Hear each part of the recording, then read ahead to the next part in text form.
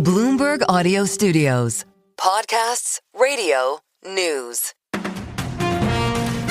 This is the Bloomberg Daybreak Europe podcast. Good morning. It's Wednesday, the 19th of November. I'm Caroline Hepke in London. And I'm Stephen Carroll in Brussels. Coming up today, stocks stabilise after a $1.6 trillion global rout. As former Barclays CEO Bob Diamond joins the list of financial heavyweights, framing the sell-off as a positive. The EU's top diplomat, Kaja Kallas, tells Bloomberg the bloc's economic ties to China limit its ability to pressure Beijing over Russia. Plus, a four-legged robo-dog called Spot, why the use of a $100,000 police robot is raising questions about ethics and oversight. Let's start with a roundup of our top stories. Global stocks have fallen to their lowest level in a month as traders question frothy valuations and whether billions in AI spending are delivering meaningful returns. The sell-off's already wiped roughly $1.6 trillion off equities, with the S&P 500 down more than 3% in November. But not everyone believes that's a bad thing. Here's the view of Atlas Merchant Capital CEO and former Barclays boss Bob Diamond. We've seen risk assets be repriced. In my sense, this is a healthy correction, not something that's turning into a bear market. Bob Diamond's comments were echoed by Grace Peters, co-head of global investment strategy for JP Morgan Private Bank. She told Bloomberg Radio that a correction of 5 to 8% is not unhealthy and could help pave the way for a fourth year of double-digit equity returns for the S&P 500 in 2026.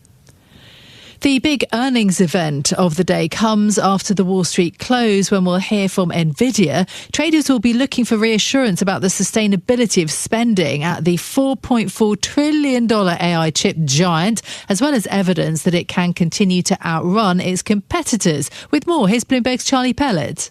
The report could either reassure Wall Street that the AI computing boom is continuing or fuel fears that the tech industry is in a bubble. Margie Patel is Senior Portfolio Manager at Allspring Global Investors. The PE is around 40 times, and that's higher than the average stock, which is around 27 times. But on the other hand, they're leaders in their sector. They should have an above-average growth as far as the eye can see. The Bloomberg consensus revenue estimate for Nvidia is $55.19 billion.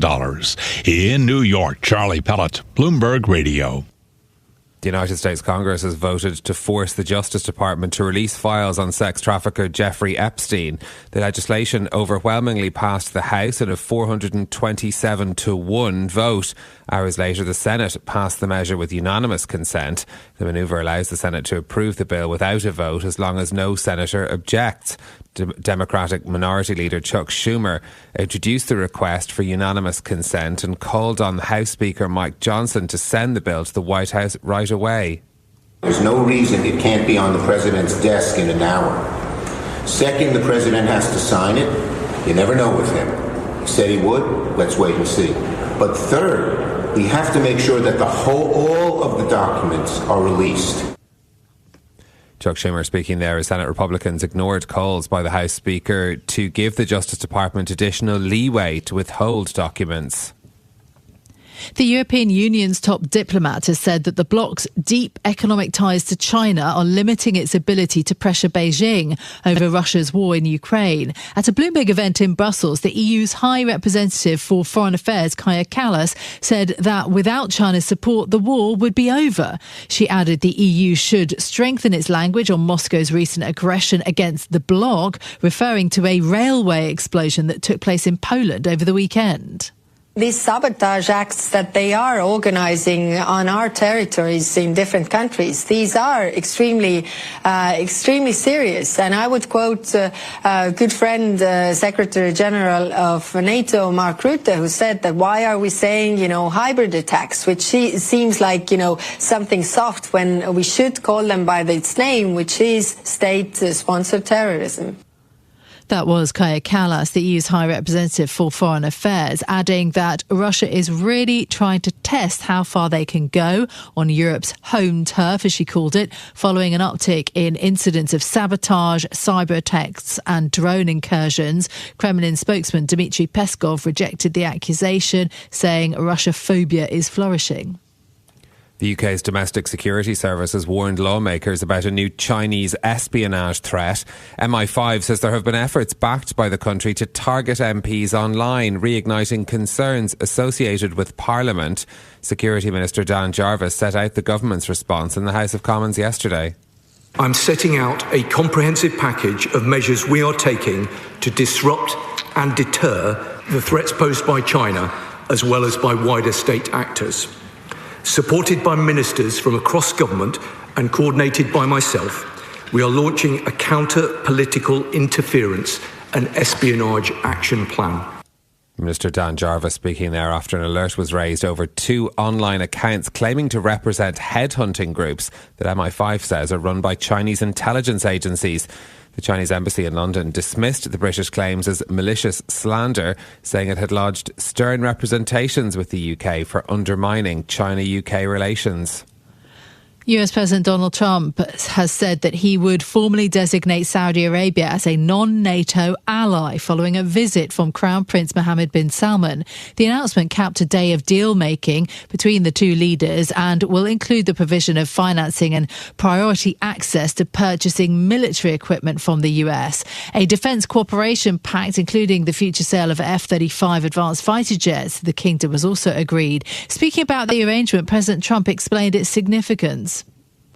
A stronger and more capable alliance will advance the interests of both countries, and it will serve the highest interest of peace, and we all share in peace, and we've never had and been so close to truly everlasting peace in the Middle East. All my life I've heard, peace in the Middle East, but it'll never happen. We did it. Now we have to make sure it matures properly and is really as strong as we think it can be, but we've gotten all good signals. President Trump speaking there. Saudi Arabia will become the 20th US ally designated under that status, joining other countries in the Middle East, including Egypt, Israel and Qatar. Crown Prince Mohammed bin Salman was also joined by prominent figures, including Tesla's Elon Musk, investor Bill Ackman and Nvidia's Jensen Huang at an evening event on Tuesday. New analysis by Bloomberg shows that the pay premium for graduates over minimum wage salaries in England has halved since 2007. Bloomberg's Ewan Potts has the details. For years, the advice to teenagers considering their options was clear. If you want a well-paid job, head to university. But new analysis by Bloomberg suggests the picture these days is not so simple. Back in 2007, average graduates in their 20s earned twice as much as the typical minimum wage worker on a 40-hour week. By 2024, the rising value of the minimum wage has shrunk that premium to 43%. And accounting for student debt repayments, the gap comes down to just 32%.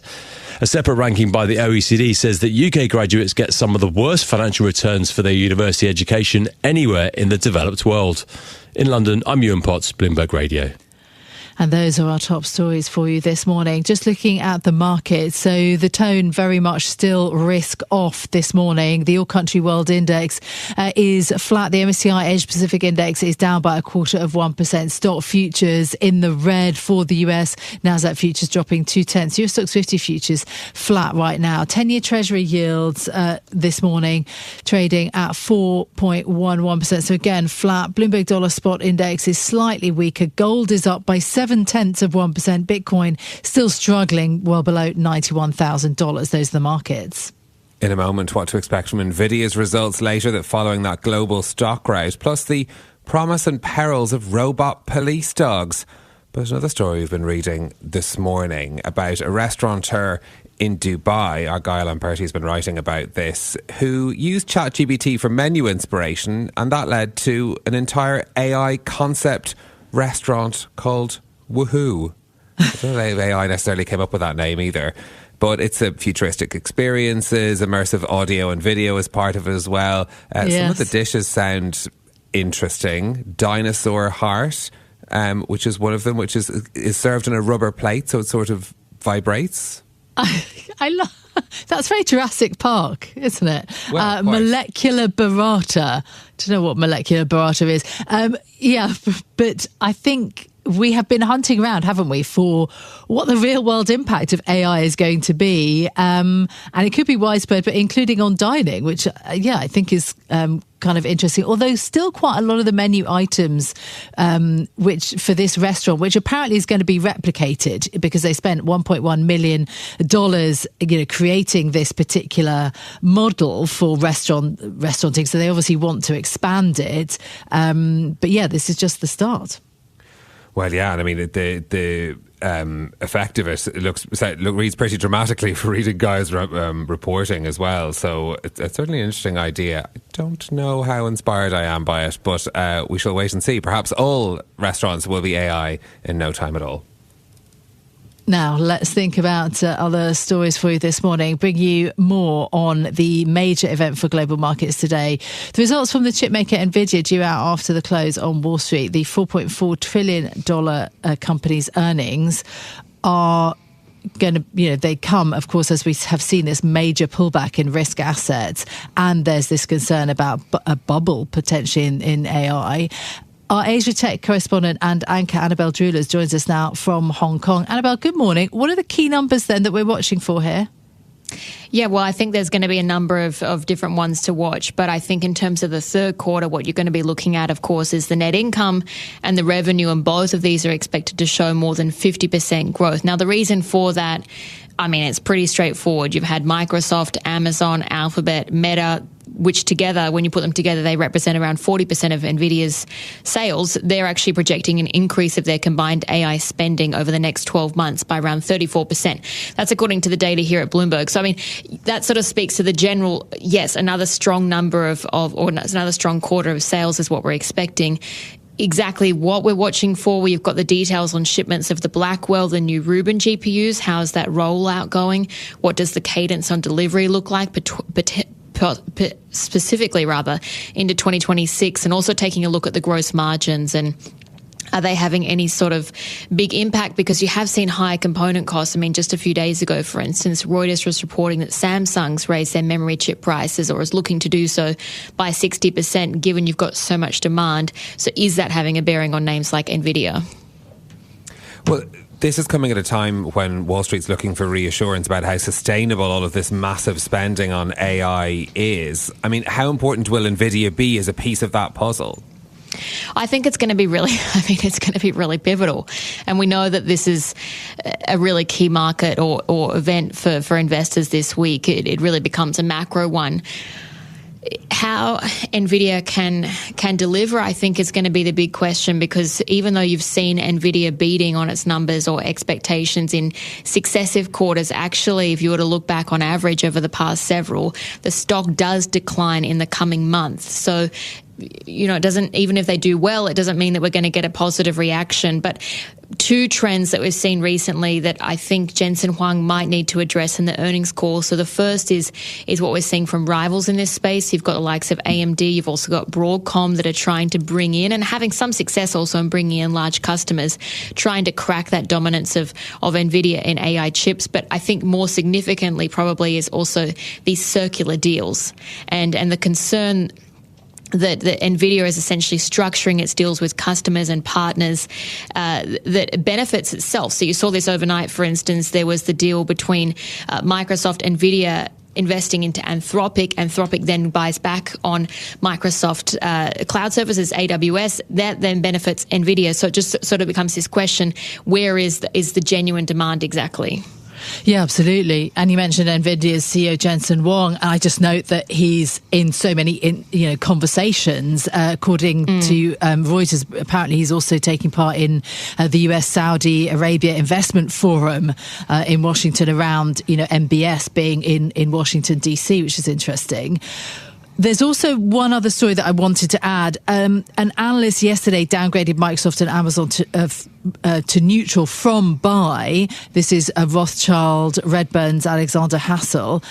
Why break from peers, and why is that story significant?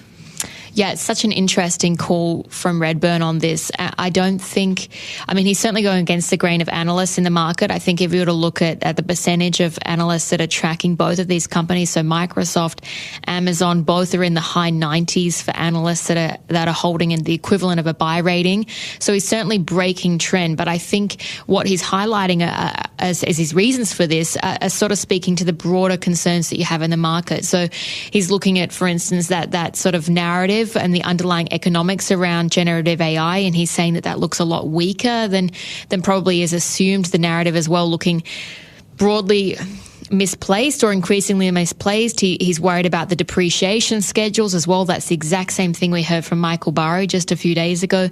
But it certainly did have a bearing on the session, because we saw Amazon, for instance, really one of the weaker ones, but down more than 4%. And it does just feed into that general narrative and that general concern we have around the sustainability of spending in AI, the concerns around the bubble, what would lead it to pop, would it be a slow deflation? I mean, there's still a lot we don't know, but I think it just sort of speaks to the mood of the moment, essentially.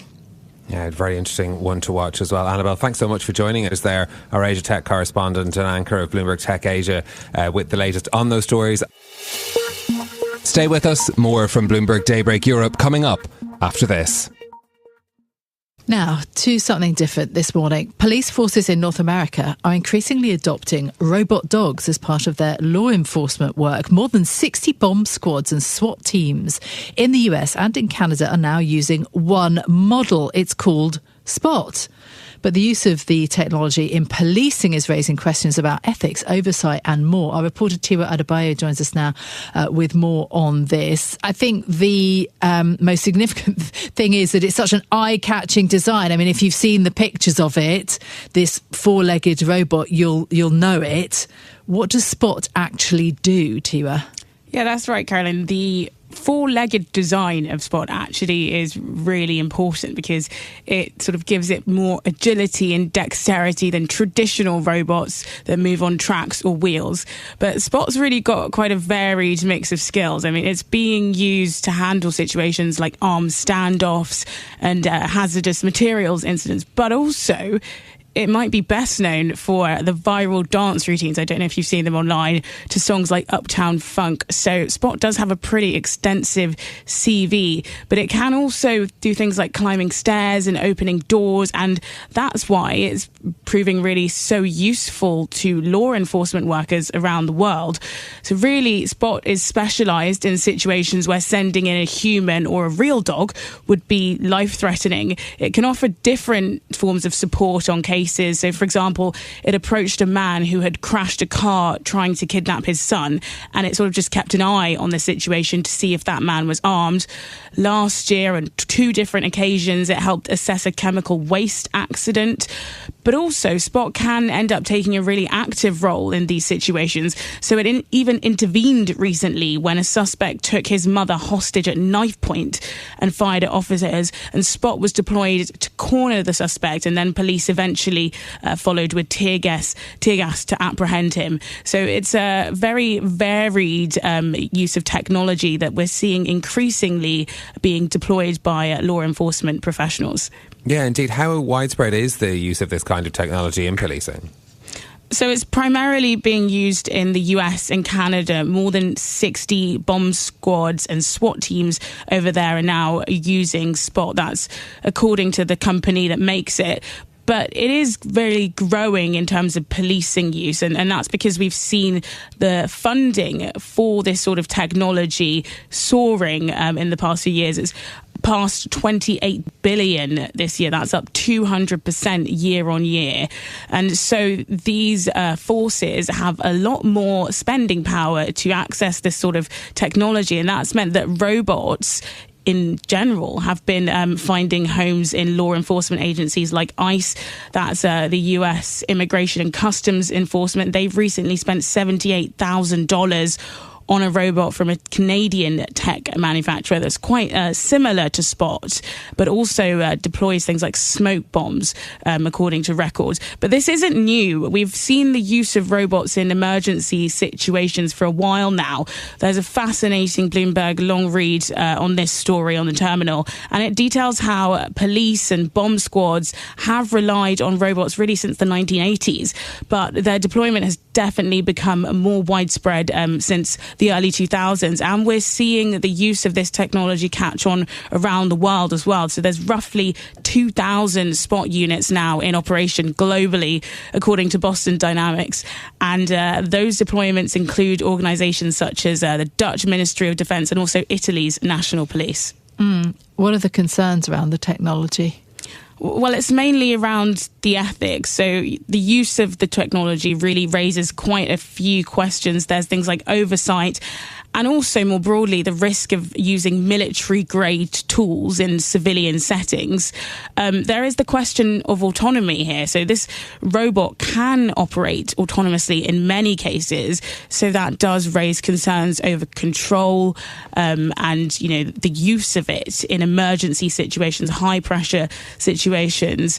The technology is also continuing to evolve, and there have been some questions recently about if all departments are really advanced enough to use these tools, the cost is, and it can be astronomical.